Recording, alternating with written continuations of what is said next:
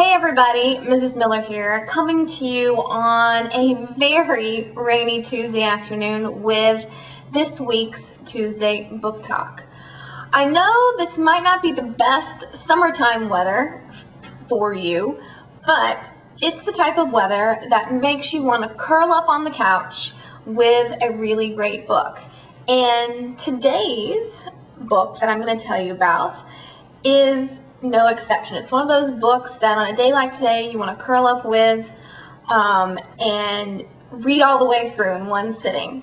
The book I'm going to talk to you about today is a ghost story, and it's one that probably you aren't going to want to read at night. Trust me. It's suspenseful, it's tense, and it's a book that you're probably going to want to finish in one single afternoon or night if you're brave enough.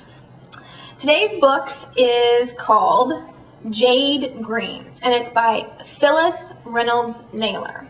It's a combination of genres, like most really great books are.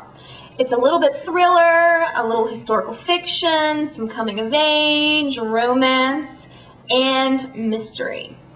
The novel is set not in present day, but in the late 1800s in Charleston, South Carolina, in and around Charleston, South Carolina. Our book begins with our main character, Judith, traveling to her new home in the town of Whispers, South Carolina. It's a very small town, and Judith is 16 years old and an orphan. She's being sent to live with her only remaining relatives, her Uncle Jeffrey and cousin Charles. Both Judith's parents are dead. Her father died from an illness suddenly, and then not shortly after, her mother gave birth to a stillborn baby, which caused her mother to be committed to an insane asylum where she died not long after. Judith has never met her uncle and cousin, who are much older than she is, and she's very nervous about beginning her new life. Her wealthy uncle has agreed to take her in, but with one condition. Judith is not allowed to bring anything green with her. Nothing. No clothing, no books. The color green is not allowed in Uncle Jeffrey's home at all. Judith thinks it's a little strange. She wants to obey her uncle, but there's one item that she can't part with.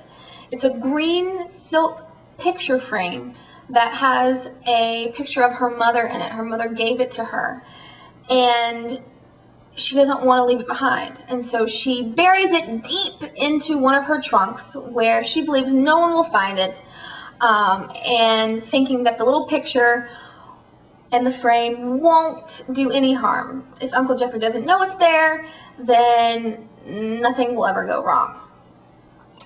Upon arriving at her new home, Judith is promptly welcomed by the warm, kind-hearted cook, Mrs. Hastings. Her Uncle Jeffrey is welcoming, but not very friendly at first.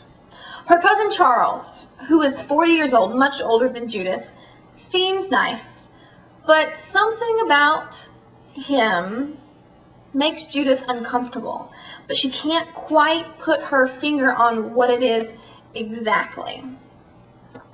Despite her creepy cousin, Judith settles into the house quickly, helping Mrs. Hastings in the kitchen and around the house, quickly feeling like a part of the household and the family.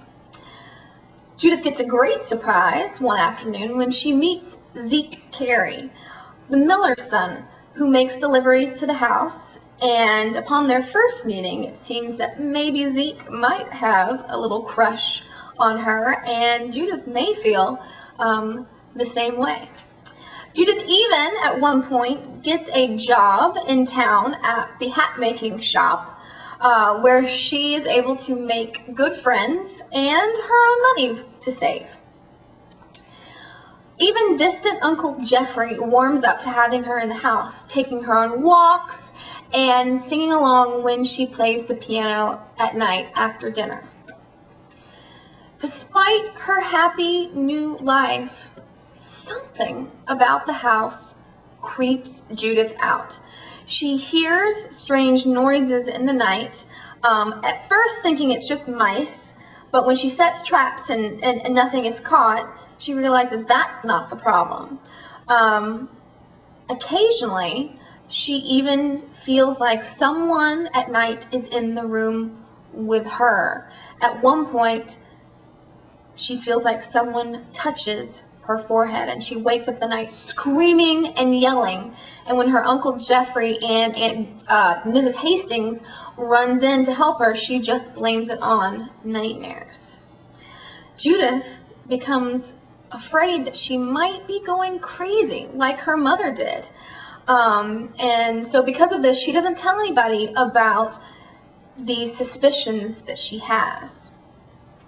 Then one afternoon, her worst fears are confirmed when she hears from one of the fellow workers at the hat making shop that there was another girl who used to live in Uncle Jeffrey's household. A girl named Jade Green, whose favorite color was green, in fact. And Jade apparently killed herself in the house in a most horrific way. I'm not going to tell you what it was. You have to read to find out.